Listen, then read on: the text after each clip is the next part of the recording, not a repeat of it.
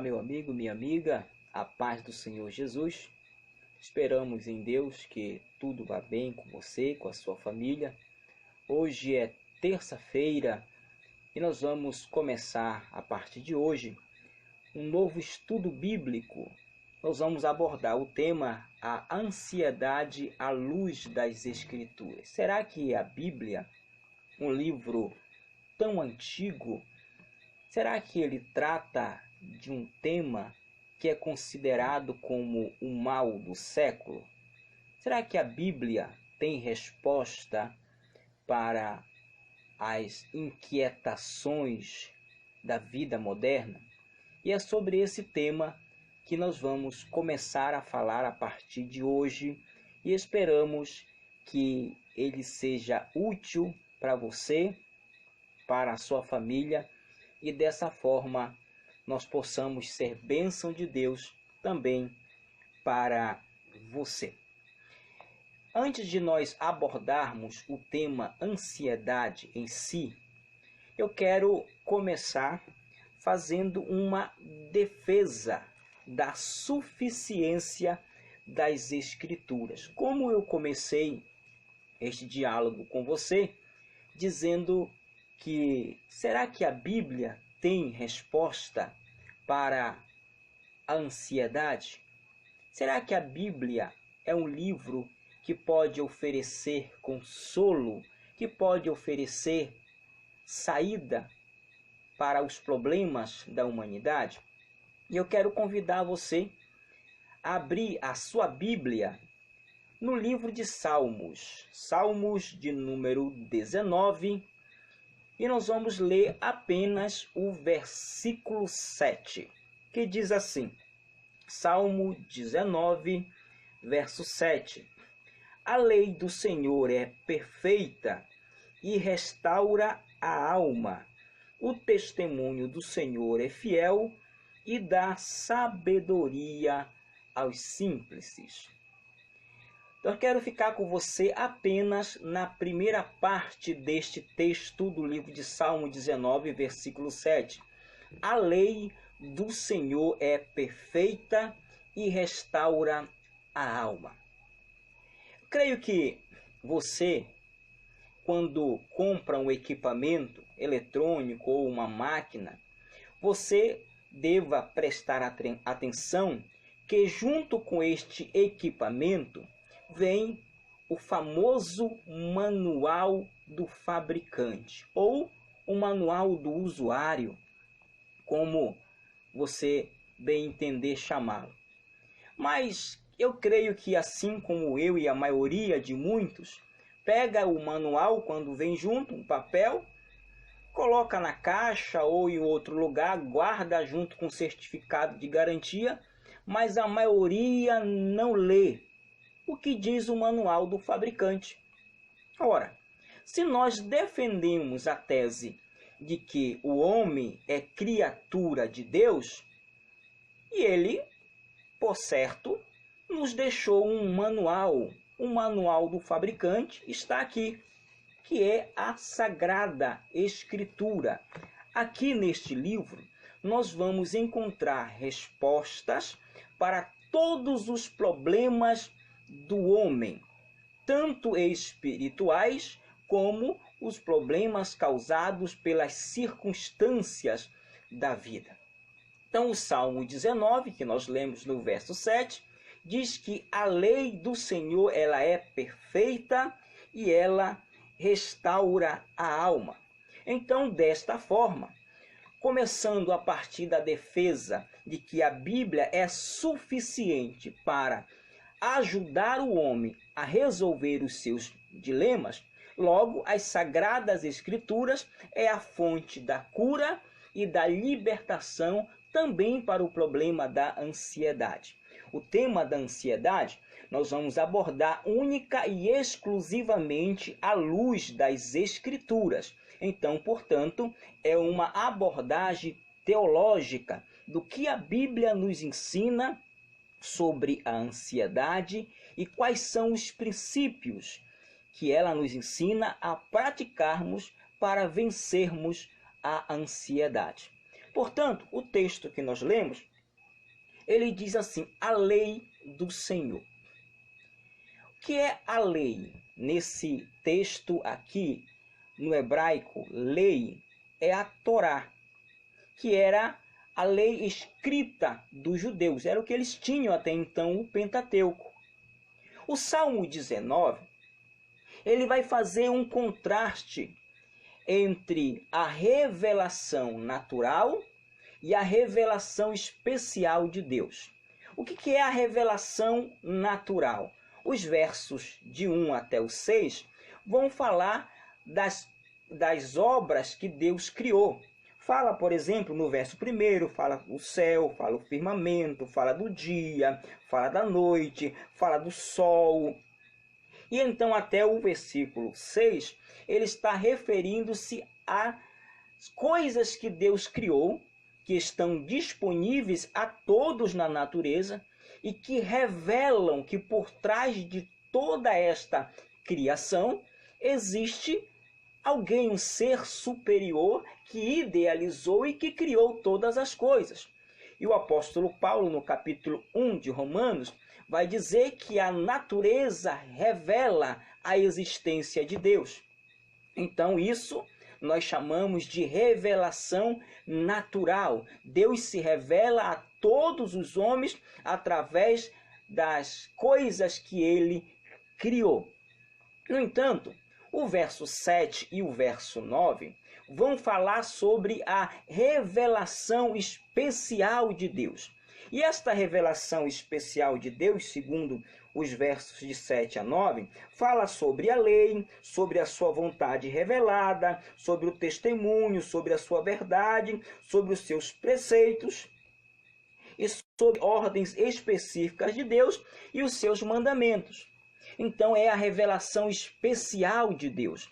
E eu quero apenas separar um desses aspectos da revelação especial de Deus, que é a lei. Como já falei, esta palavra no hebraico lei, que aparece aqui no texto de Salmo 19, 7, é a Torá. Até então, era o que os judeus tinham disponíveis em mãos escrito. Então, portanto, o texto quer nos dizer assim: a revelação escrita de Deus, ela é a revelação escrita do Senhor, ela é perfeita.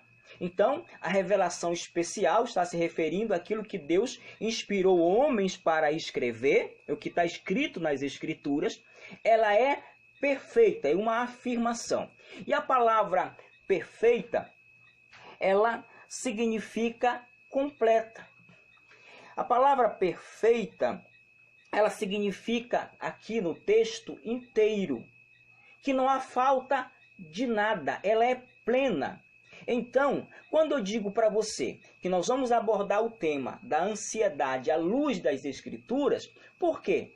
Porque a revelação escrita de Deus, a Bíblia Sagrada, ela é completa, ela é plena, ela não tem falta de absolutamente nada. E ela trata sobre todos os assuntos inerentes à vida humana. Ela fala de medo, ela fala de fé, fala de incredulidade, fala de criação de filhos, fala de relacionamento marido e mulher, fala de relacionamento familiar, fala de tudo que você imaginar, a Bíblia Sagrada aborda. Por quê? Porque ela é o manual do fabricante. Então, se você quer conhecer sobre o homem, você tem que ler a própria Bíblia, porque a Bíblia vai nos mostrar quem é o homem e quais os dilemas que o homem pode enfrentar na sua vida cotidiana. Então, a tradução do verso 7, o que nós chamamos de exegese do texto, diz que a revelação escrita de Deus, ela é plena, ela é completa. E o que é que esta revelação escrita de Deus, a palavra de Deus, que é plena e que é completa, que não falta absolutamente nada, o que ela é capaz de fazer? Diz o texto que ela restaura a alma. Dependendo da tradução da Bíblia que você usa, essa palavra restaura, ela foi traduzida como revigora. Então, a lei do Senhor é perfeita e ela revigora a alma. Também pode aparecer o termo refrigera a alma. Ou, como diz a Bíblia Viva, devolve as forças.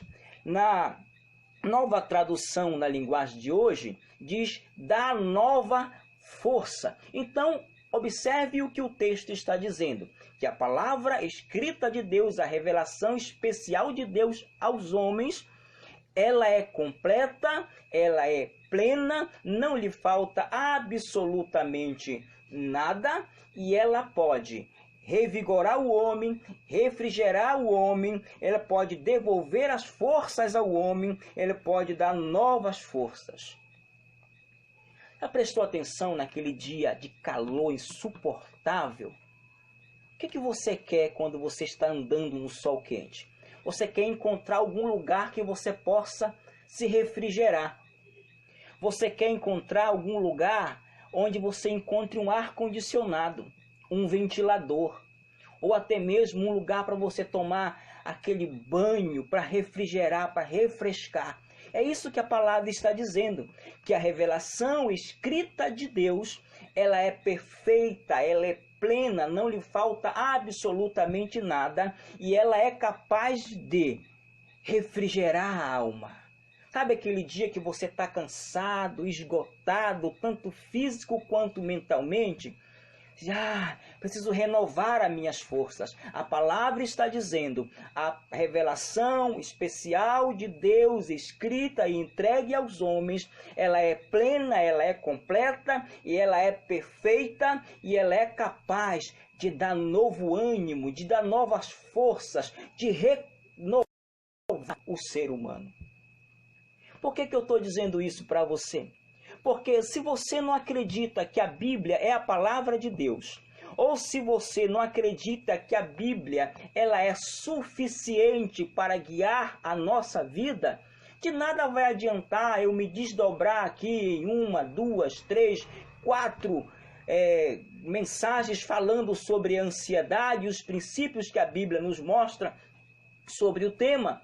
Se você não acredita que a Bíblia é capaz de fazer isso, e olha a defesa que a Bíblia está fazendo, o salmista Davi está fazendo da revelação especial de Deus, especificamente a revelação escrita, a palavra. A palavra de Deus, ela é completa, ela é perfeita, não lhe falta absolutamente nada. E ela é capaz de revigorar o homem, de levantar o homem, é capaz de dar novas forças.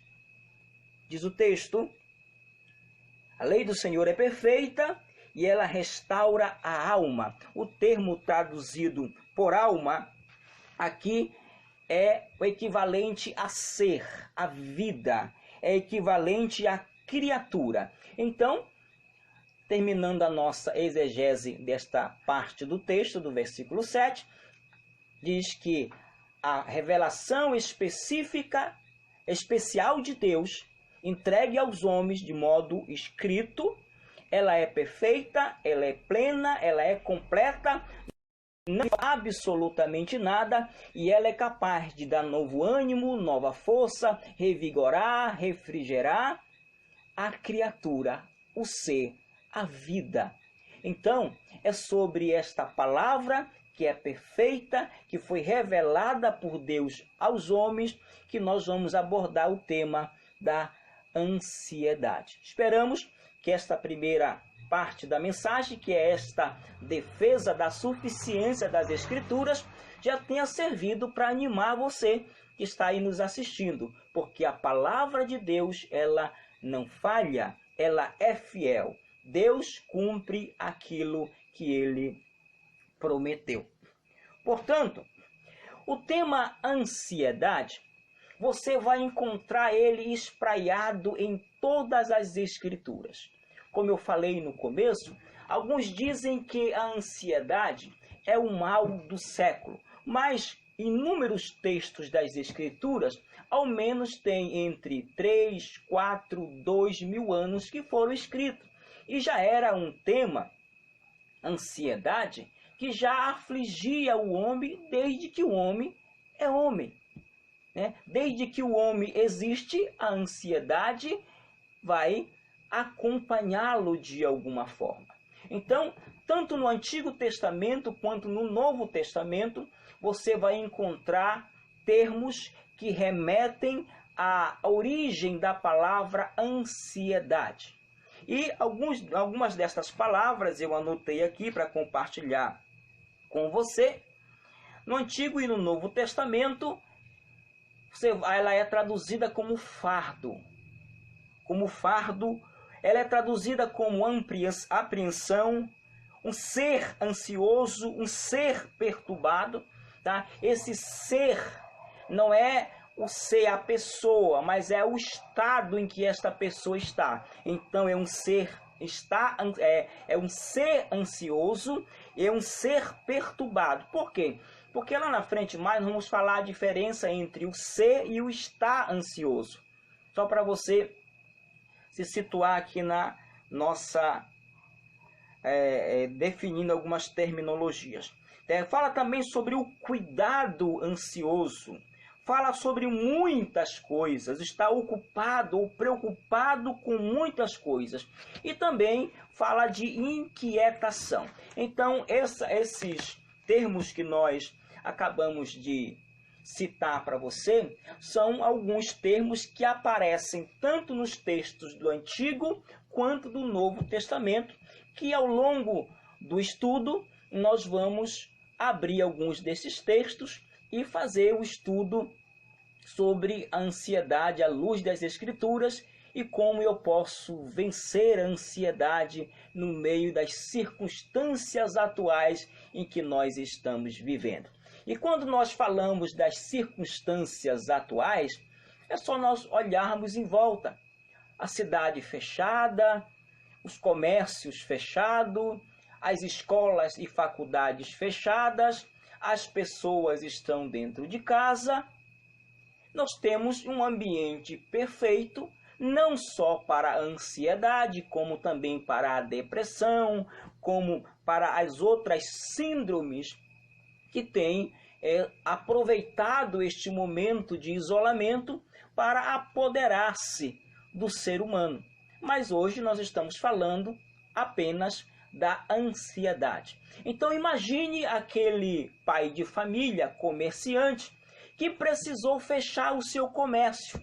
Só que ali na sua escrivaninha estão seus lotes de boletos dos seus fornecedores para pagar. Como é que essa pessoa vai pagar? Como é que essa pessoa não vai ficar inquieta? Como é que essa pessoa não vai ficar preocupada? Como é que essa pessoa não vai sentir como se um fardo estivesse sobre os seus ombros?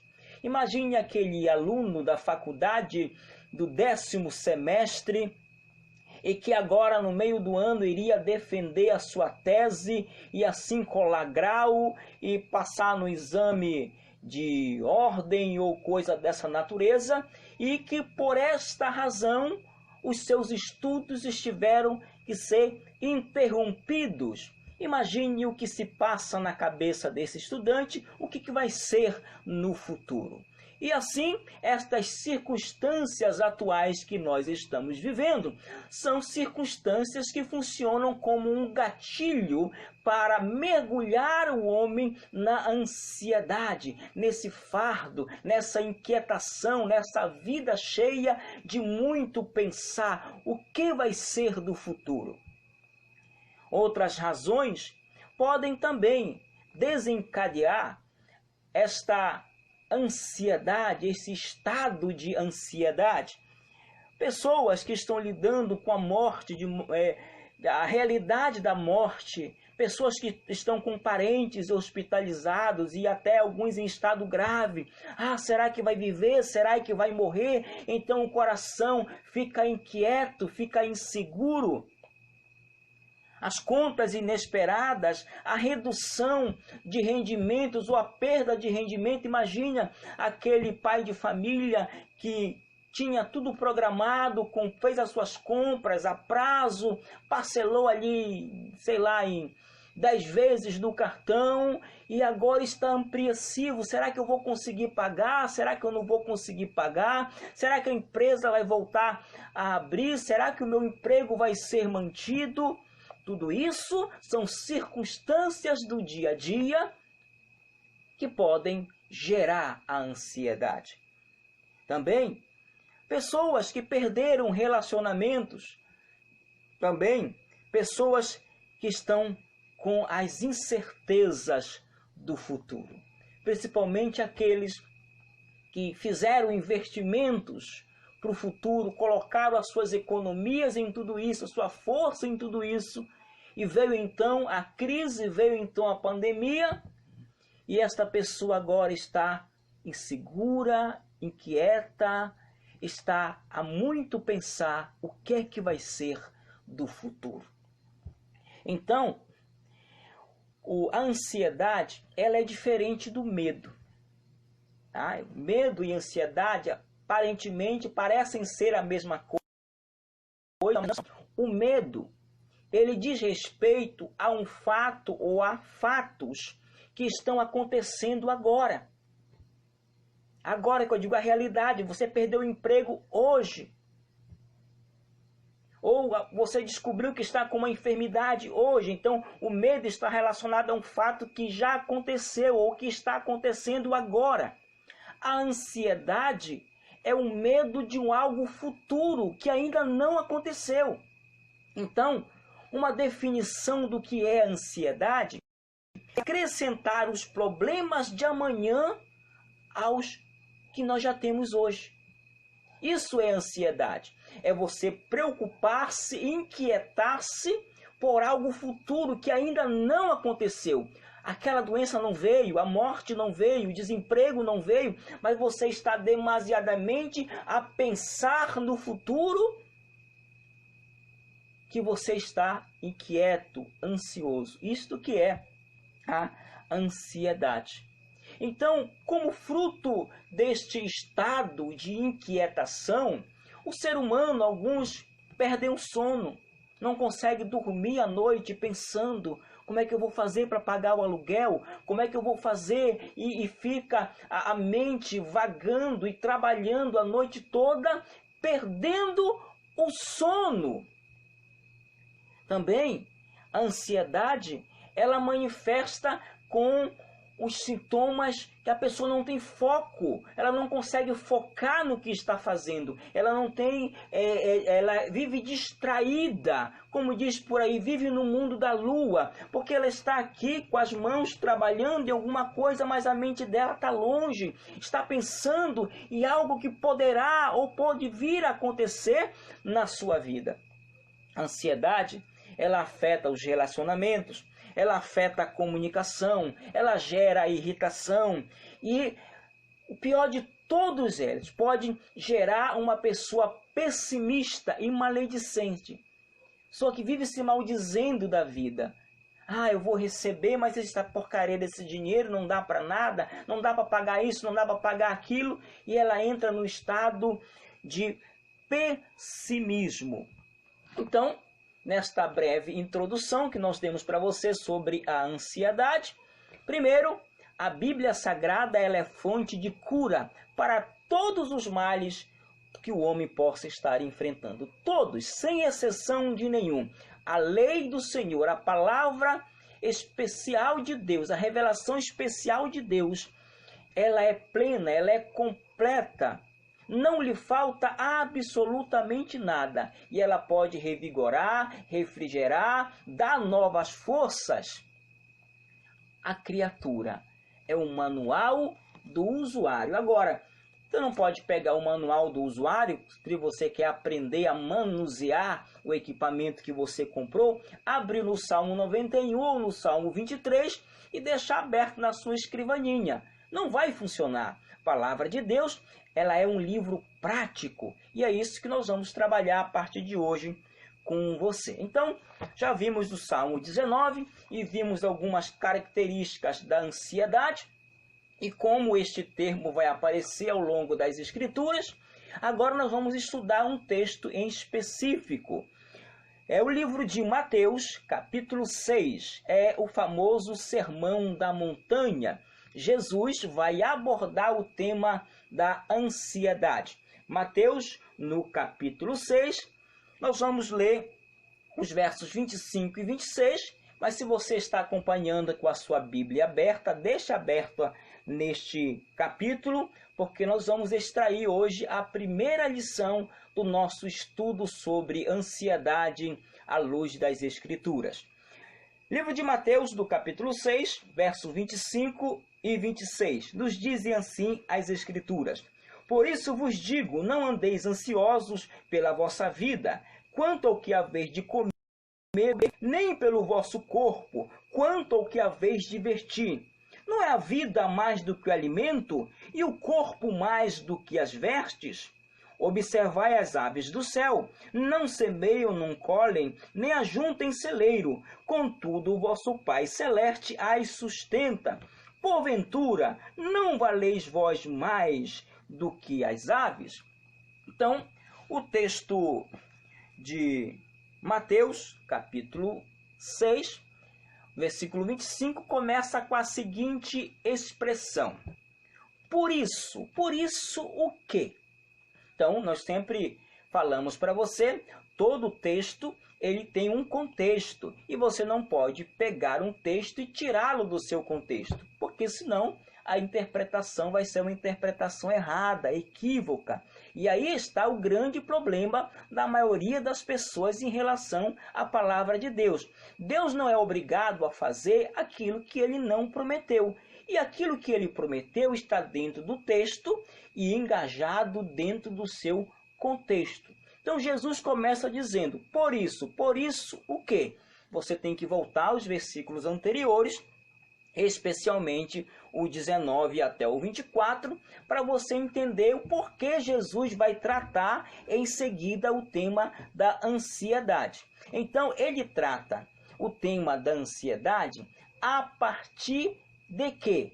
O verso 19 diz, não acumuleis para vós outros tesouros na terra, onde a traça e a ferrugem corrói. Ele vai falando, ajuntai tesouro do céu, onde a traça e a ferrugem não corrói.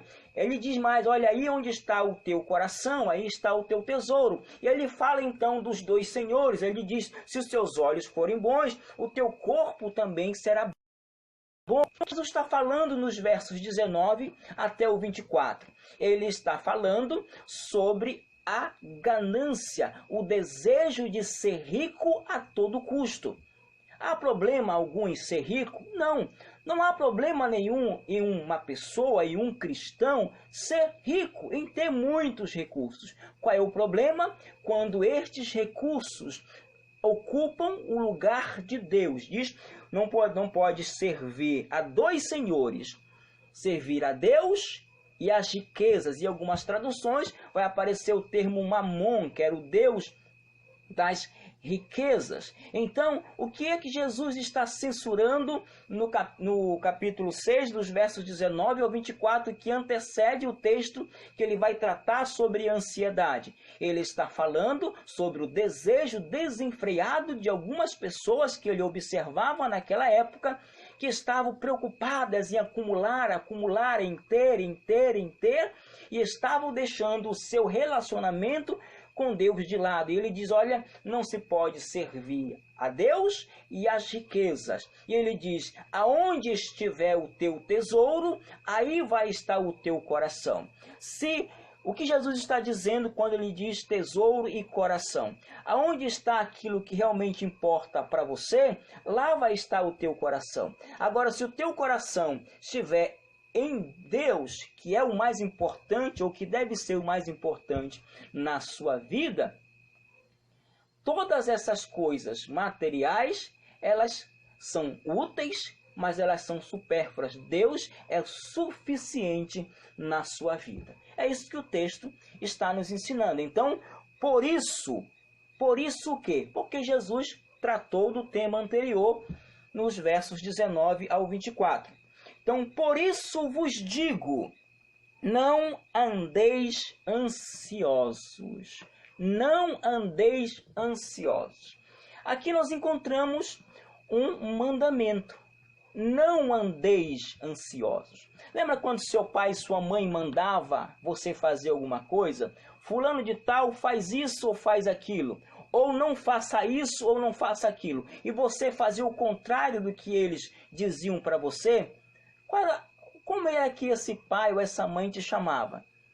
Tá menino desobediente, menino que não ouve, desobediente. Então o que Jesus está dizendo nesse texto, portanto, é um mandamento, e se é um mandamento deve ser obedecido. Ele diz, não andeis ansiosos.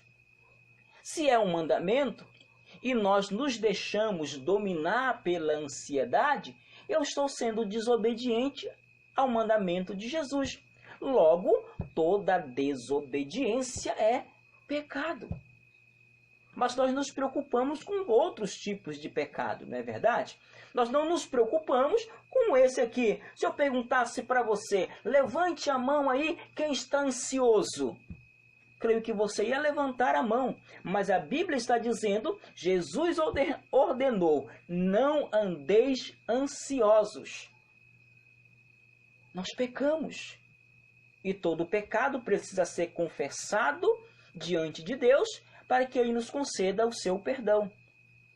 Mas esse ainda não é a nossa grande primeira lição de hoje.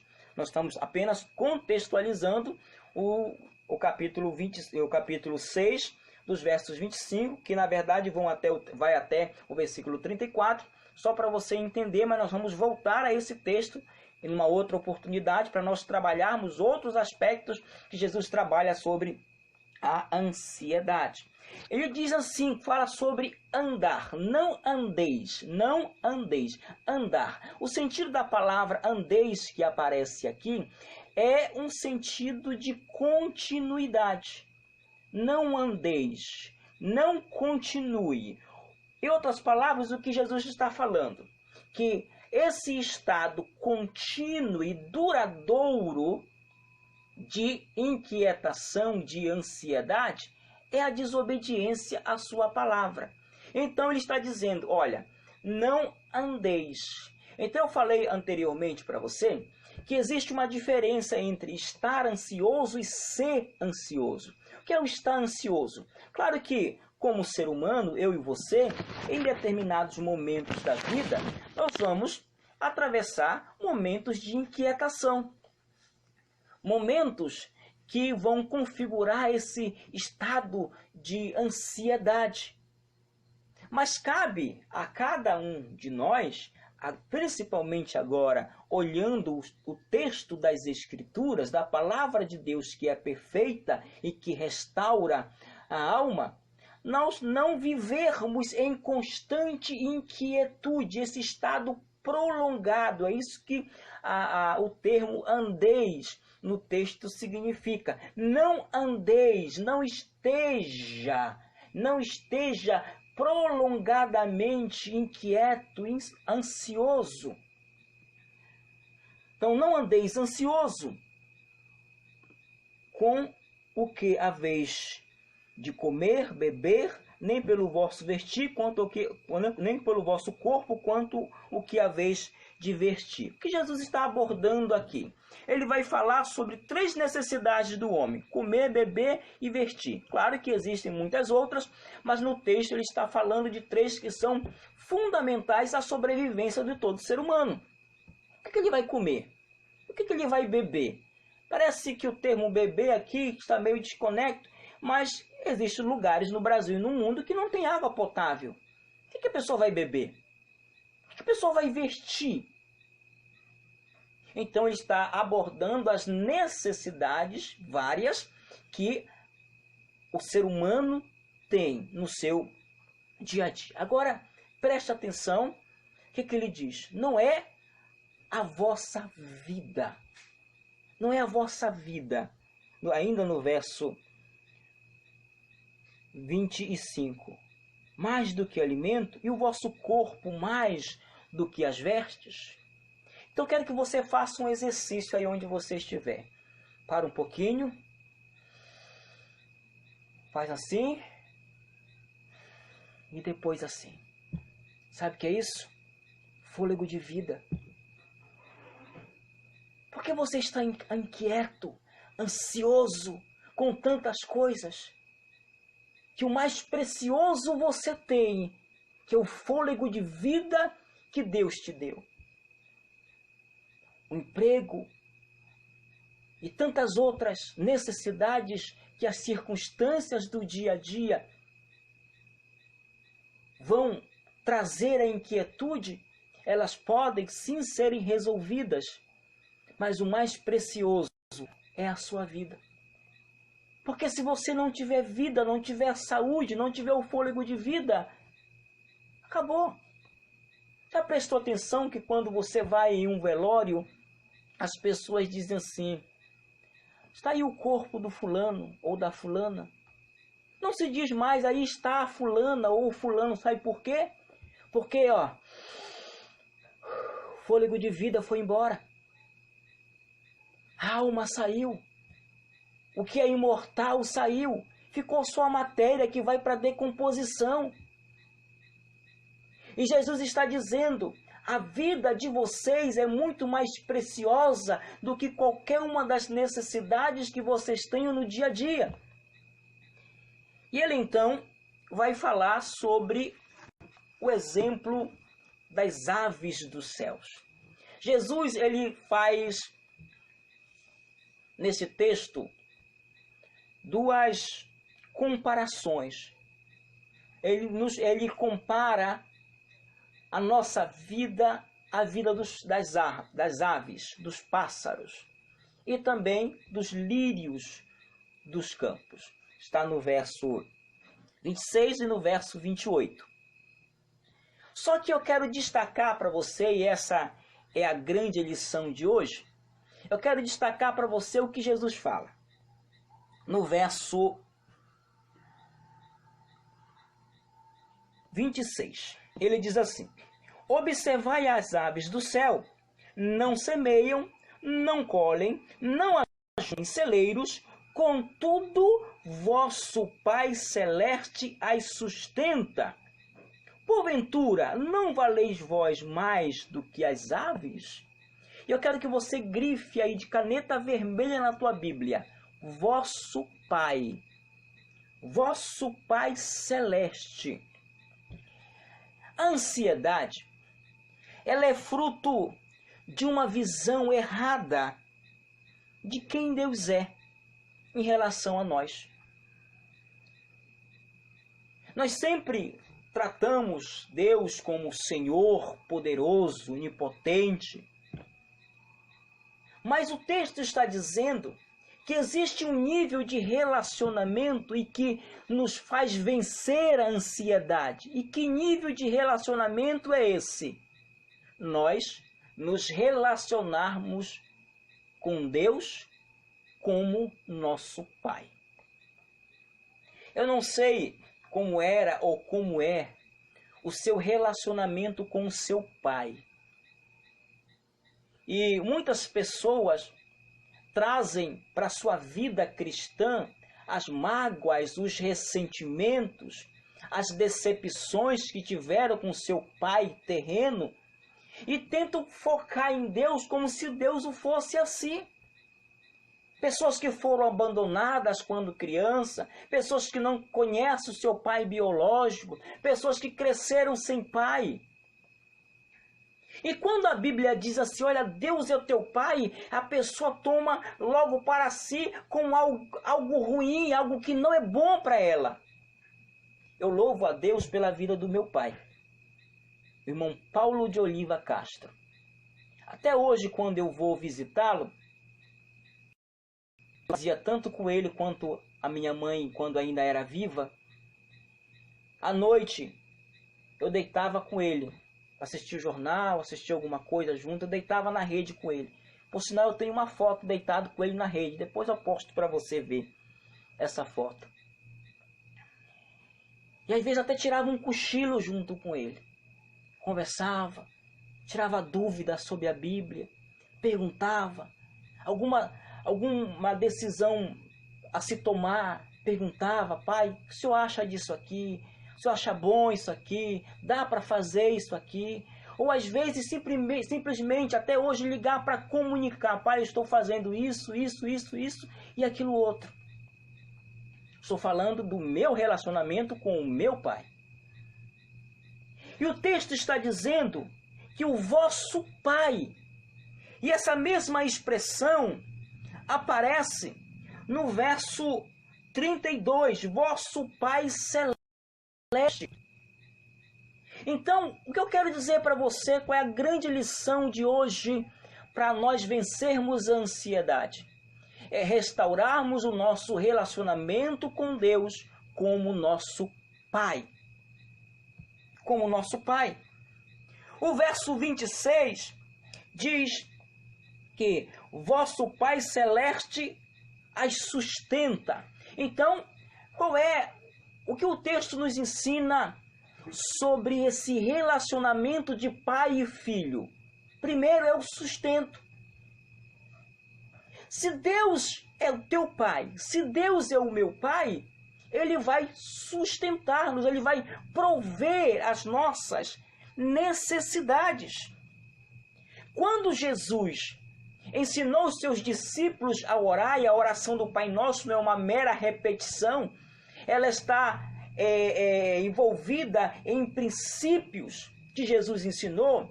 Ele diz assim, olha, Pai Nosso que estás no céu. E ele vai falando, santificado seja o vosso nome. E lá na frente ele diz, o pão nosso de cada dia nos dá hoje.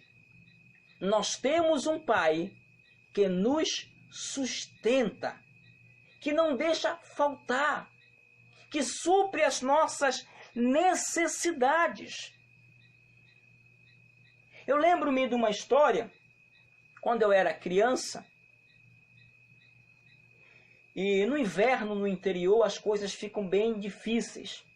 E principalmente naquela época que se trabalhava com olaria, e se dependia do sol para secar a telha, secar o tijolo.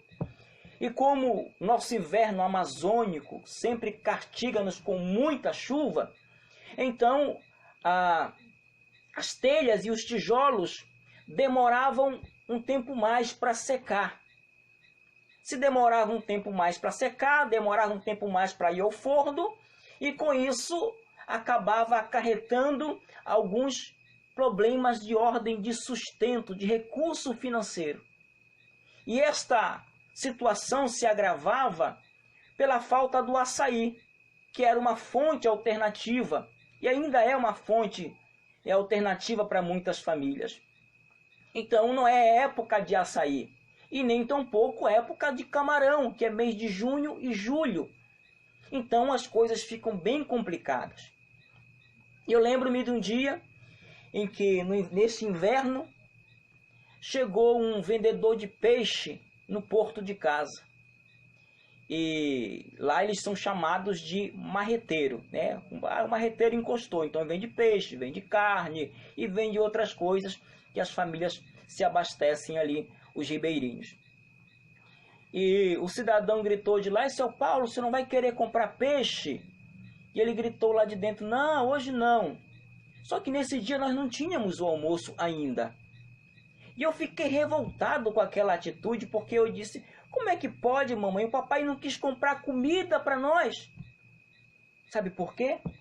Porque na minha mente eu entendia que o papel do pai era o prover, o sustento. E o texto está dizendo, vosso Pai sustenta. Se o nosso Pai sustenta as aves dos céus, não vai sustentar você? Será que você não vale mais do que um sabiá? Do que um periquito? Do que um papagaio? De que uma rolinha? Olha a discrepância dos valores que nós damos às coisas. Como nós nos distanciamos de Deus. E hoje Deus está te chamando, filho, sabe por que você está ansioso? Porque você não se relaciona comigo mais como pai. Diz mais o verso 30. Ora, se Deus veste assim as aves do campo, que hoje existe e amanhã é lançada no forno, quanto mais a vós outros homens de pequena fé. O que é isso? Os lírios dos campos, as flores dos campos. Já prestou atenção em algumas espécies de flores que parece que são pintadas à mão? A beleza que elas têm, o cuidado que Deus tem com elas. Só que elas duram 7, 15 dias se forem bem tratadas. Depois elas, para nada mais serve, elas secam.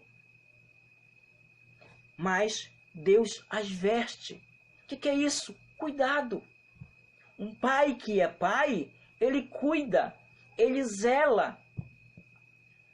Então, você que está nos vendo aí do outro lado, não andeis ansiosos, está relacionado ao nosso relacionamento. Como é que eu me relaciono com Deus como meu Pai? Ainda, o verso 32 diz: porque os gentios é que procuram todas estas coisas, pois vosso Pai Celeste sabe que as necessitais de todas elas. Você sabendo que você tem um Pai, que Ele é dono de todas as coisas, inclusive das que estão gerando inquietação na sua vida. Você se sente seguro ou inseguro em saber que você tem um Pai poderoso e que pode todas as coisas? Sabe qual é o outro papel de pai que Deus assume aqui? Aquele que dá proteção, aquele que dá segurança. Qual filho que não se sente seguro nos braços do pai? Lembra quando você que é pai, o seu filho começou a andar e você estendeu a mão dizendo: vem, vem, vem, que eu não vou deixar você cair. Ou quando você o tomava pela mão e começava a caminhar junto com ele, ele sentia seguro, confiante.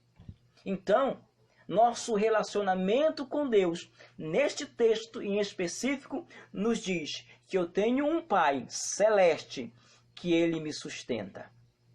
Ele provê o pão de cada dia, Ele não deixa faltar. Segundo, que eu tenho um Pai que me veste de cuidados. Ele cuida de mim em cada detalhe. E terceiro, eu tenho um Pai que me dá segurança.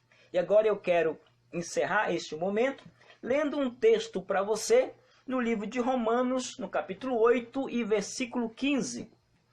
Eu vou ler na Nova Tradução na linguagem de hoje, que diz assim: porque o Espírito que vocês receberam de Deus não torna vocês escravos e nem faz com que tenham medo. Pelo contrário, o Espírito torna vocês filhos de Deus. E pelo poder do Espírito dizem com fervor a Deus: Pai, meu Pai. Em outras traduções é Abba, Pai. Então é a palavra Abba em aramaico, Pai, né, em português. Abba, Pai, que juntando tudo dá papai. Papai é muito mais do que pai. Papai fala de um filho que tem relacionamento com seu pai. Papai. Então eu quero dizer para você que eu posso chamar o meu Deus de papai. O papai que cuida, o papai que sustenta, o papai que me dá segurança. Por isso eu não vou andar em inquietação. Eu não vou andar ansioso. Eu tenho um Deus que, embora sendo Deus poderoso, grande, eu posso chamá-lo de papai. Eu quero apenas ler o refrão de uma canção para você, que diz assim: Deus está cuidando de mim, em detalhes cuida de mim, seu amor é sobrenatural, faz com que me sinta especial. Ele está cuidando de tudo, e o meu trabalho é confiar e descansar no seu amor. Sabe como nós vamos vencer a ansiedade? Esse sentimento de inquietação que gera angústia, perturbação que me tira o sono, quando eu reconhecer que eu sou filho e que Deus é meu pai e Ele vai cuidar de mim. Sabe quando o filho chega com o papai e diz: papai, compre tal coisa ou faça tal coisa? E é isso que nós vamos fazer agora. Nós vamos orar ao nosso Pai Celestial. Que Deus te abençoe e que Ele tire do seu coração toda a inquietação, toda a ansiedade que tem tomado conta de você. Você não tem capacidade de tocar o futuro, mas Ele tem, e Ele vai cuidar de você. Oremos ao Senhor. Senhor, nosso Deus e nosso Papai, nós te damos graça por tudo que o Senhor tem feito por nós. A tua palavra, ela é fiel e ela é verdadeira. Como diz o texto dos Salmos que nós lemos, a lei do Senhor, ela é completa, ela é perfeita e ela refrigera, ela dá vigor, ela dá ânimo para a nossa alma. Eu estou orando agora com os meus amigos, pessoas que têm tirado do seu tempo para acompanhar as mensagens que temos pregado.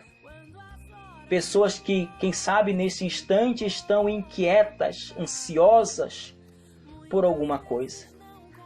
Estão tentando tocar o futuro, mas nós não sabemos o que vai ser o futuro. O futuro está nas tuas mãos.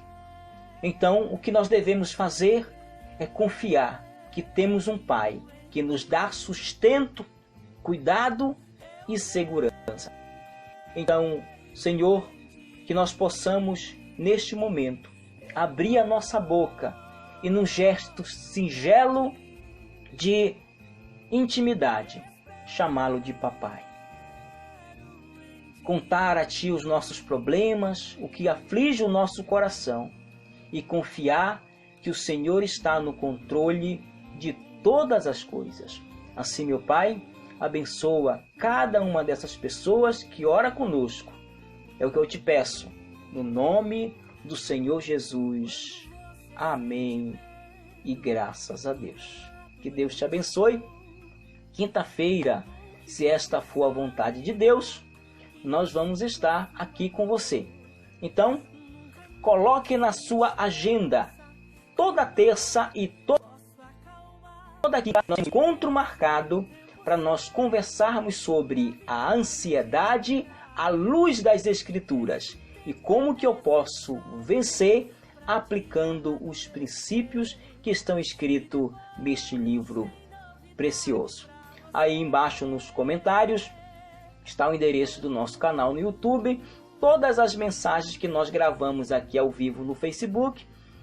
No máximo amanhã vão estar lá e você pode acompanhar todas as anteriores sobre outros temas e assim que Deus possa abençoar a tua casa e a tua família. E não esqueça, não andeis ansiosos.